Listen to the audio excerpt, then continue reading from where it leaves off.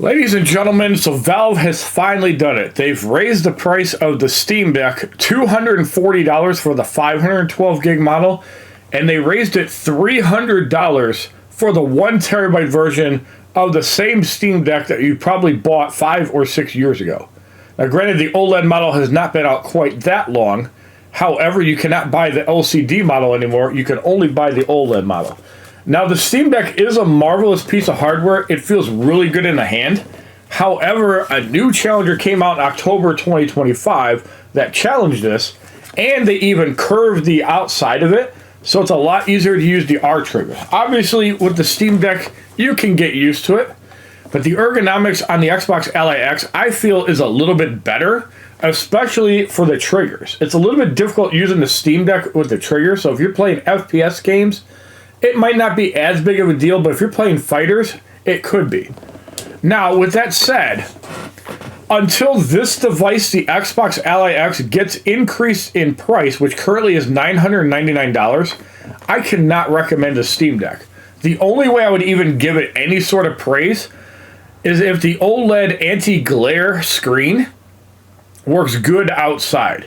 The Xbox Ally X is terrible outside.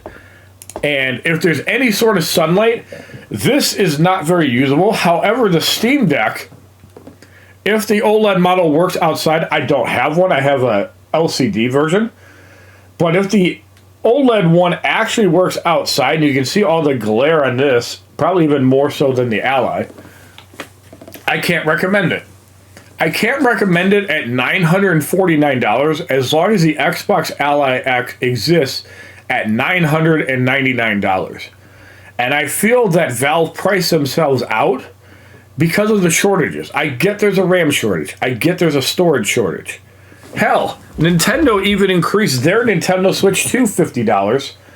But $450 to $500 is not an unreasonable price where people are going to go, hey, I need to buy a Switch 2 before it goes ridiculously high. $50 is not a high price point. And that's probably covering the 256 gigs of storage that's built into the Switch 2, which I wish I knew how to solder and add a couple terabytes into it, but I have a feeling Nintendo don't want you doing that because then you're going to be using custom firmware and yada, yada, yada. But it would be nice if you could do that. Just like on the old PlayStation 4 when you could swap out the SSDs. But the main drawback to the Steam Deck being the price that it is, in my opinion, this uses a 2230 SSD, not the 2280s that were in the Xbox Ally X and the ROG Ally X. The original Allies could be outfitted with a 2280, but it ran into heat issues if you did not use a heatsink. How do I know this? I've fried 3 hard drives. So again, do not buy an OLED Steam Deck until they come down in price at least $150. If they made the 1 terabyte model $799, I could see buying it. Another way that Valve could actually sell a Steam Deck, don't sell a hard drive. If you could knock off $200, bring it down to $749, and then you got to bring your own hard drive, for example, from this original Steam Deck, it'd be a lot better buy. But at $949, Valve priced themselves out of the market, and if Steam Decks now all of a sudden still sell out, then Valve will win this. But if they cannot sell out of these, they price themselves out. Now, kudos to Valve for making this available again, but I feel the price could have been dropped about $150, maybe even $200 on this variant, bring it to $649, and bring this one to $799, and it'd be a lot more competitive with the Xbox Ally X.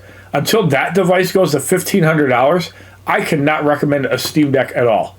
Thank you for watching this quick video, and if you share my sentiment, go check out some of my other videos, especially Injustice Gods Among Us and Diablo.